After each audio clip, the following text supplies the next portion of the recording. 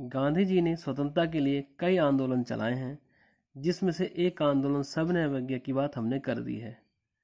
और आज हम बात करेंगे उन आंदोलनों की जब भारत गांधी जी वापस आए। कहाँ से? अफ्रीका से, साउथ अफ्रीका से। तो मैं अवतार राणा आपका स्वागत करता हूँ हंस वाहिनी क्लासेज में, और आज का हमारा वीडियो शुरू होता है। तो गांधी जी की हम बात करें तो गांधी जी भारत आए थे साउथ अफ्रीका से 9 जनवरी 1915 को। कब? 9 जनवरी 1915 को। मतलब भारत आए थे का मतलब कि वो अफ्रीका चले गए थे, फिर वो भारत आए थे दोबारा, ठीक है। और इसीलिए 9 जनवरी को क्या मनाया जाता है? प्रवासी भारतीय दिवस मनाया जाता है। तो 9 जनवरी को मनाया जाता है भाई गांधी जी के आने के उपलक्ष्य में प्रवासी भारतीय दिवस। तब जो वापस आए वहाँ से अफ्रीका से, साउथ अफ्रीका से, तो उन्होंने अपना गुरु किनको बनाया? उन्होंने अपना गुरु गोपाल कृष्ण गोखले को बनाया। और कौन सा गुरु बनाया? वो बनाया है राजनैतिक गुरु, ठीक है। कौन सा? राजनीतिक गुरु, या हम कहें राजनैतिक गुरु बनाया। और उन्होंने आकर यहाँ पर 1915 में साबरमती आश्रम की क्या करी? स्थापना करी। तो गांधी जी ने, अगर आपसे सवाल पूछा जाता है कि साबरमती आश्रम की स्थापना कब करी, तो 1915 में करी। अब गांधी जी भाई देखो 1915 में आए, ठीक है। अच्छा, जब उस यहाँ पर भारत आए तो उस समय वर्ल्ड वार चल रहा था। तो जब वर्ल्ड वार चल रहा था तो उन्होंने लोगों को सेना में भर्ती करने के लिए प्रेरित किया। इसलिए इन्हें रिक्रूटिंग एजेंट, या भाई हम क्या कहें कि सेना में भर्ती करने वाला सर्जेंट कहा गया। सेना में भर्ती करने वाला सर्जेंट, ठीक। गांधी जी को ये उपाधि दी गई कि भाई ये सेना में भर्ती करने वाले कौन है? एजेंट हैं। और इसी के चलते अंग्रेजों ने उन्हें कैसरे हिंद की उपाधि दी। कैसरे हिंद की, मतलब क्योंकि वो लोगों को प्रेरित कर रहे थे भाई कि आप सेना में भर्ती हो जाओ, क्योंकि वर्ल्ड वार चल रहा है। और अंग्रेज इससे खुश होकर उन्हें कैसरे हिंद की उपाधि प्रदान करेंगे। बाद में भाई इनका मनमुटाव हो जाएगा, समझ लीजिए, दिल भर जाएगा अंग्रेजों से। और 1917 में गांधी का पहला आंदोलन होगा चंपारण आंदोलन। ये हम कहें, ये कई बार पेपर में आया है कि भाई गांधी जी का पहला आंदोलन जो भारत में, या पहला सत्याग्रह का प्रयोग गांधी जी ने कब करा? तो गांधी जी ने 1917 में किया, जो कि चंपारण बिहार में है। और ये क्या था? ये नील की खेती को लेकर था। और नील की खेती की जाती थी कहाँ पर? चंपारण बिहार में, जहाँ पर 3 कठिया पद्धति प्रचलित थी। तो ये सवाल भी आता है कि 3 कठिया पद्धति काहे में प्रचलित थी? 3 कठिया पद्धति आपकी प्रचलित थी नील की खेती में। और 3 कठिया का मतलब है कि भाई 3/20 भाग पर आपको क्या लगाना होता था? किसानों को, वहाँ पर किसानों को नील की खेती करनी ही पड़ती थी, और उसको अंग्रेजों को उन्हें बेचना पड़ता था। इसी से परेशान होकर लोग नील की खेती नहीं करना चाहते थे। तो गांधी जी का यही पहला सत्याग्रह है, और यह कैसा रहा? सफल रहा। गांधी जी इससे मुक्ति दिलाने में कामयाब रहे। तो गांधी जी का पहला सत्याग्रह कौन सा है? भाई चंपारण सत्याग्रह है। और वहाँ पर 3 कठिया पद्धति प्रचलित थी, और नील की खेती से यह संबंधित आंदोलन है। राम कुमार शुक्ल के बुलाने पर वो वहाँ पर गए थे। और इसी आंदोलन के दौरान रविन्द्रनाथ टैगोर ने उन्हें महात्मा की क्या दी? उपाधि प्रदान करी। तो अगर आपसे पूछा जाता है कि भाई महात्मा की उपाधि किसने दी गांधी जी को, तो कौन देंगे? रविन्द्रनाथ टैगोर। अच्छा, गांधी का जो दूसरा आंदोलन है वो कौन सा है भाई? लगातार सप्ताह के बाद 18 है, और वो है अहमदाबाद मिल मजदूर आंदोलन, जो कि 1918 में हुआ। और ये हुआ क्यों था? क्योंकि यहाँ पर क्या था कि जो मजदूर लोग अपनी मजदूरी बढ़ाना चाहते थे, और एक प्लेग बोनस इन्हें दे दिया जाता था। तो जब प्लेग ख़त्म हो गया तो उस बोनस को बंद कर जा रहा था, ठीक है। तो इसी को लेकर उन मिल मालिकों और मजदूरों के बीच में एक आंदोलन छिड़ गया। तो मिल मतलब मजदूरों की तरफ से गांधी जी ने क्या किया भाई? भूख हड़ताल का पहली बार प्रयोग किया। तो अगर पूछा जाए कि भाई गांधी जी ने कौन से सत्याग्रह में पहली बार भूख हड़ताल का प्रयोग किया, तो आपका क्या है? अहमदाबाद मिल मजदूर आंदोलन। और आखिरकार मिल मालिक जो मान जाते हैं कि ठीक है 35% बोनस दे दिया जाएगा। तो ये भी आंदोलन गांधी जी का सफल रहा है, ठीक है। कौन सा वाला? अहमदाबाद मिल मजदूर आंदोलन। तो पहला 17 में चंपारण, दूसरा अहमदाबाद, तीसरा है फिर 1918 में खेड़ा, ठीक। और ये भी गुजरात में है, ठीक है। तो ये गुजरात में आंदोलन है। अच्छा, इसमें क्या हुआ था कि फसल नष्ट हो गई थी किसानों की, लेकिन अंग्रेज लोग क्या कर रहे थे? छूट नहीं दे रहे थे करों में। तो गांधी जी ने भाई सत्याग्रह छेड़ा, फिर से मतलब आंदोलन शुरू किया।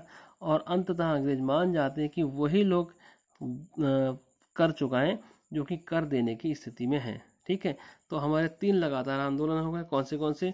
1917 में भाई आपका चंपारण, 1918 में आपका अहमदाबाद मिल मजदूर, और फिर 1918 में आपका खेड़ा। और ये तीनों आंदोलन गांधी के कौन से? सफल आंदोलन। अब हम बात करते हैं अगले आंदोलन की, और जो है भाई थोड़ा बड़ा आंदोलन, असहयोग आंदोलन। ठीक, ये भाई गांधी का बड़ा आंदोलन है। अब बात जब हम असहयोग की करेंगे तो थोड़ा सा खिलाफत आंदोलन की भी बात कर लेते हैं। तो 1919 में भाई खिलाफत आंदोलन की शुरुआत हुई थी, जिसको गांधी जी वगैरह ने क्या करा था? सपोर्ट करा था। और अगर हम बात करें, क्योंकि मुझे आज असहयोग की बात करनी है, तो गांधी जी ने असहयोग आंदोलन की घोषणा, या हम कहें कि उसकी शुरुआत कब करी? 1 अगस्त 1920 को। तो अगर आप पेपर में पूछा जाता है कि असहयोग आंदोलन की शुरुआत कब हुई, तो 1 अगस्त 1920 को हुई। अच्छा, और असहयोग के प्रस्ताव को भाई बाद में पास करा जाता है नागपुर अधिवेशन में 1920 में। तो पूछा जाए कि असहयोग प्रस्ताव कौन से अधिवेशन में पास होगा, तो कौन से अधिवेशन पास होगा भाई? आपका नागपुर अधिवेशन में। और यहाँ पर क्या मेन मुद्दा? यहाँ पर भी बहिष्कार था। यहाँ हम क्या था? बहिष्कार का मेन मुद्दा यहाँ पे रखा गया था। यहाँ पर विदेशी वस्तुओं की होली जलाई गई, ठीक है, और महिलाओं ने शराब की दुकानों वगैरह में क्या करा? आपका धरना वगैरह दिया। तो ये सब किसका है? असहयोग का। और असहयोग का ये मतलब है कि भाई भारतीय जनता किसी प्रकार से अंग्रेजों को क्या नहीं करेगी? सहयोग नहीं करेगी।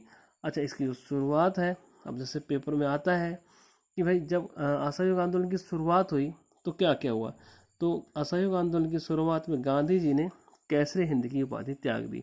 अब कैसरे हिंद की मैं बात में कर चुका हूँ कि भाई जब गांधी 1915 में भारत आए तो अंग्रेजों को सेना में भर्ती होने के लिए, मतलब अंग्रेजी सेना में भर्ती होने के लिए लोगों को प्रेरित कर रहे थे, और अंग्रेजों ने काहे की उपाधि दे दी? कैसरे हिंद की उपाधि। अब क्योंकि ये अंग्रेजों का सपोर्ट बिल्कुल नहीं करना चाहते, इसलिए उनकी उपाधि क्या कर देते हैं? वापिस कर देते हैं। तो इन्हीं के चलते कई लोगों ने क्या किया? अपनी अपनी उपाधि त्याग दी। ठीक, और इसी के चलते जमनालाल बजाज ने अपनी राय बहादुर की उपाधि त्याग दी। अच्छा, कुछ बच्चे कंफ्यूज हो जाते हैं कि भाई रविन्द्रनाथ टैगोर ने नाइट की उपाधि कब त्यागी? ठीक है, तो रविन्द्रनाथ टैगोर जी ने नाइट की उपाधि त्यागी थी जलियांवाला बाग हत्याकांड के बाद। ठीक है, और गांधी ने जो त्यागी है वो कैसे हिंदी की उपाधि वो त्यागी है भाई असहयोग आंदोलन के शुरू होने के बाद, मतलब इन्होंने जलियांवाला बाग हत्याकांड के बाद त्यागी नहीं थी। सही है। चलो, अब आंदोलन चलाने के लिए तिलक स्वराज फंड की स्थापना की गई। अच्छा, अब एक सवाल आया था एक बार पीसीएस में कि कौन सा जो नेता है कांग्रेस का वो असहयोग आंदोलन के समय जीवित नहीं था? तो भाई वो कौन थे? हमारे तिलक थे। तो तिलक की मृत्यु जो है 1920 में हो जाती है, असहयोग आंदोलन शुरू होने से पहले। तो इसीलिए उनकी याद में या उनको भाई श्रद्धांजलि देने के लिए तिलक स्वराज फंड की स्थापना करी गई 1921 में, जिसमें क्या है कि भाई पैसे इकट्ठे करे जाते थे आंदोलन को चलाने के लिए। अच्छा देखो, जो मैं बात पहले ही बता चुका हूँ कि महिलाओं ने शराब की दुकानों वगैरह में क्या किया? आपका धरना प्रदर्शन किया, ये मेन है भाई। और इसी दौरान छात्रों ने क्या करे? स्कूल कॉलेज छोड़ दिए, छात्रों ने स्कूल छोड़ दिए, कॉलेज छोड़ दिए। ठीक है, और साथ में हमें क्या है कि ये सब, और कई वकीलों ने क्या कर दी? वकालत छोड़ दी।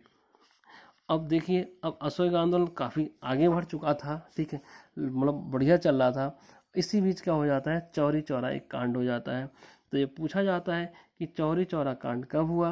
तो चौरी चौरा कांड हुआ है 5 फरवरी 1922 को। ठीक है, 5 फरवरी 1922 को। और चौरी चौरा कहाँ पे है भाई? तो चौरी चौरा आपका गोरखपुर में है। अब यहाँ पर क्या हुआ था? जब भाई रैली निकल रही थी तो किसानों पर पुलिस ने क्या चला दी? गोली चला दी। अब क्या था? अब भाई किसान लोग या जो भी आंदोलनकारी हैं वो लोग गुस्सा जाते हैं, ठीक है, नाराज हो जाते हैं, और क्या करते हैं? उस थाने में आग लगा देते हैं, जिसमें 21 सिपाही और एक थानेदार की क्या हो जाती है? मृत्यु हो जाती है। मतलब कुल मिला के 22 लोग जला दिए जाते हैं। और इसी से क्या हो जाता है? आंदोलन हिंसक हो जाता है। आंदोलन क्या हो जाएगा? हिंसक हो जाएगा चौरी चौरा कांड से 5 फरवरी 1922 को। अब गांधी जी को ये अच्छा नहीं लगता है, क्योंकि वो भाई अहिंसा उनका मेन हथियार था, और साथ में सत्य के लिए आग्रह। तो उन्होंने क्या किया? 12 फरवरी 1922 को बारदोली की कांग्रेस की एक बैठक हुई, उसमें आंदोलन को क्या ले लिया? वापस ले लिया। आंदोलन क्या कर लिया गया? अब वापस ले लिया गया। क्यों? क्योंकि चौरी चौरा कांड हो गया था, जिसमें क्या है कि भाई सिपाहियों को जला दिया गया था। तो 12 फरवरी, अगर पूछा जाए कि भाई कब आंदोलन वापस लिया गया, तो 12 फरवरी 1922 को आंदोलन वापस ले लिया गया। अच्छा, इस बात से कई लोग नाखुश हुए, तो सुभाष चंद्र बोस ने अपनी पुस्तक द इंडियन स्ट्रगल में इसकी आलोचना की। ठीक है, क्या की कि भाई इस समय आंदोलन बंद करना कोई ठीक नहीं था, क्योंकि आंदोलन बहुत अच्छा चल रहा था। तो इसलिए मैंने ये किताब लिखी कि भाई इंडियन स्ट्रगल किसकी किताब है, सुभाष चंद्र बोस की। और सुभाष चंद्र बोस की मैं एक अलग से वीडियो बनाऊंगा। ठीक है, तो सुभाष चंद्र बोस ने अपनी किताब इंडियन स्ट्रगल में इसकी आलोचना की। और जवाहरलाल नेहरू वगैरह उन्होंने भी, जो कि उस समय जेल में बंद थे, उन्होंने इस बात की आलोचना की कि भाई आंदोलन क्यों बंद कर दिया गया। लेकिन गांधी जी ने भाई आंदोलन बंद कर दिया था इस समय तक। और इसके बाद एक आफ्टर इफेक्ट आता है, हम कहें एक रिजल्ट और आता है। अच्छा, जो चित्तरंजन दास हैं, ये लोग क्या कर रहे थे, ये असहयोग आंदोलन चलाने के खिलाफ ही थे शुरू से ही। ठीक है, लेकिन बाद में ये भाई मान जाते हैं, लेकिन फिर असहयोग आंदोलन बंद हो जाता है, तो ये लोग अपनी एक नई पार्टी बना लेते हैं। कौन सी पार्टी? स्वराज पार्टी। याद रखना, ये पूछता है कि स्वराज पार्टी का गठन किसने किया, तो स्वराज पार्टी का गठन करेंगे चित्तरंजन दास और मोतीलाल नेहरू 1923 में। और जगह कौन सी है? इलाहाबाद। क्योंकि ये लोग भाई ज़्यादा विरोध करते हैं, इसलिए ये लोग और ज़्यादा नाराज हो जाएंगे और कांग्रेस से अलग एक और पार्टी बना लेंगे। कौन सी? स्वराज पार्टी। मार्च 1923 में मोतीलाल नेहरू और चित्तरंजन दास। जगह कौन सी है? इलाहाबाद। तो आज का हमारा वीडियो यहीं ख़त्म करते हैं। चैनल को सब्सक्राइब वगैरह करिएगा, लाइक करिए। ठीक है भाई, धन्यवाद।